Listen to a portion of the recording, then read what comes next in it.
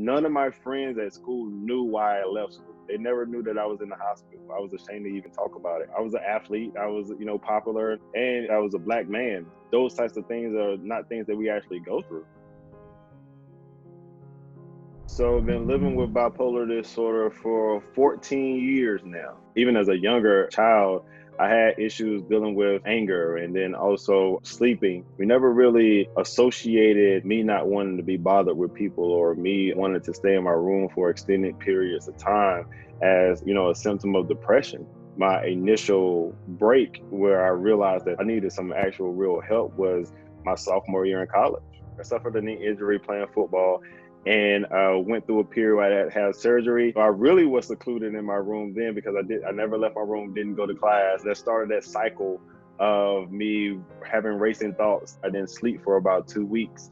Over a matter of 6 weeks, that's when I lost about 25 pounds. My mom, she could tell that something was going on with me just by my voice. They took me to the hospital. Initially, when I got the diagnosis, receiving it from someone who don't necessarily look like you or that you don't really trust, it kind of went in one ear and out the other. My first thing was I couldn't be me. For men at a very young age, we tell them, do not cry. You can't show any type of emotion. It's a weakness for you to do that. Especially as black men, you're a target in so many different avenues.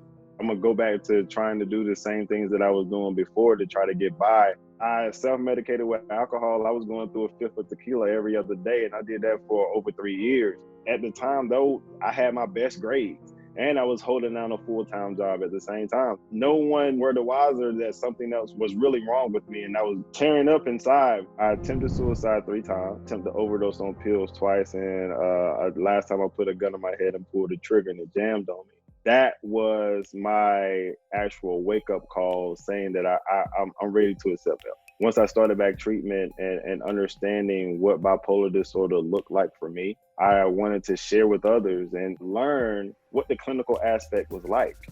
That's what prompted me to go get my master's degree. But then also, while I was in my master's degree program, I started to read things and I was like, yo, this is not going to work with the population that I want to serve. Because I know my people are not participating in a lot of research studies. I wanted to challenge it to actually be inclusive of my people. My motto is be who you needed when you were younger. I needed someone that looked like me, someone that was able to relate to me without even always verbally communicating certain. The individuals that I work with, man, we're not even sitting in my office.